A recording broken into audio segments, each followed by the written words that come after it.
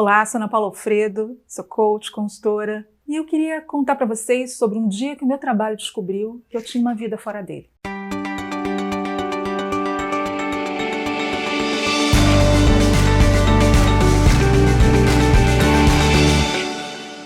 A liderança feminina como objeto de estudo sempre foi uma área de interesse para mim. Talvez pela minha trajetória de mais de 25 anos em organizações que me fez esbarrar com muitos exemplos, com muitas histórias. Mas eu vi uma vez uma matéria na revista Isto É com a Rosinska Darcy de Oliveira, que é advogada, escritora, imortal da Academia Brasileira de Letras e feminista, e que me chamou muita atenção. Rosinska falava da luta da igualdade da mulher com os homens e que, na opinião dela, era uma luta equivocada. Deveríamos ter lutado pela igualdade de direitos civis. E por que isso? Porque para assumir essa igualdade, nos comprometemos a ser tudo o tempo todo. Para o mundo do trabalho, negamos nossa vida em casa e familiar e prometemos que, se recebêssemos a igualdade, nossos chefes nem perceberiam que somos mulheres. E em casa, assumimos o mesmo compromisso com nossos parceiros, prometendo que eles nem perceberíamos que estávamos trabalhando. E isso é, em grande parte, a origem de toda a culpa, de todo o esgotamento, de todas as triplas jornadas a que as mulheres se submetem todos os dias. Separamos a vida profissional da vida particular como se isso fosse possível. E como no cinema, assumimos dois papéis, pelo menos dois, e quase enlouquecemos para que todos os demais personagens não sejam afetados pelo outro lado da vida. Só que essa pandemia provocou um efeito colateral. As vidas se misturaram. Não há mais como separar a vida do trabalho da vida doméstica. O espaço do trabalho invadiu as casas. E é bem comum, e eu tenho que confessar que eu acho bem divertido, a mistura de cenários. Os gatos passeiam pelas telas de videoconferência, calopsitas viram trilhas sonoras de chamadas telefônicas, crianças fofas entram na frente do vídeo e se sentam no colo das mamães e oferecem biscoito para o chefe. Ou seja, a vida acontece. As mulheres, então acostumadas a separar os mundos, têm que se render a serem humanas e, como tal, ter uma vida, apenas uma.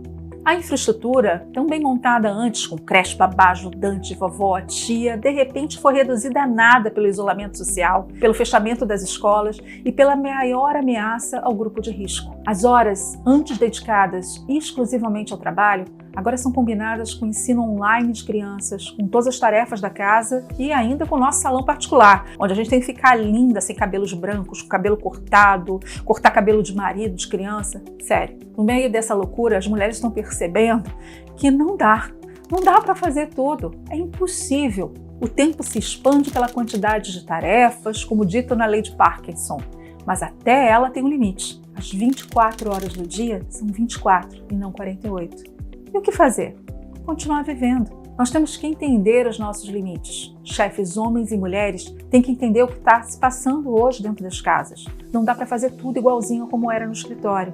Não dá mais para ter a mesma dedicação sem toda a estrutura que tínhamos. Não dá para fingir que a sua casa tem o dobro do tamanho e um super home office, quando o que você tem são 2 quartos e que você trabalha na sala, onde está a única televisão que funciona como babá eletrônica quando você está em reunião. Não dá para fingir que as crianças não almoçam cedo, que elas não precisam de lanchinhos e que muitas vezes precisam de ajuda no banheiro. E tudo isso tem que estar lá no alto da lista de prioridades. E não são só as mães, os pais também estão nisso. E todas as mulheres e homens com filhos. As vidas se misturaram, nem todo mundo tem computador em casa, nem em quantidade para todos os moradores. A banda de internet é boa para o uso doméstico, mas falha pelo uso alto e por muitos moradores.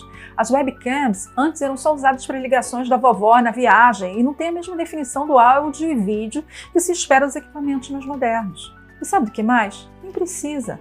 Pelo menos, na maioria das vezes, não precisa.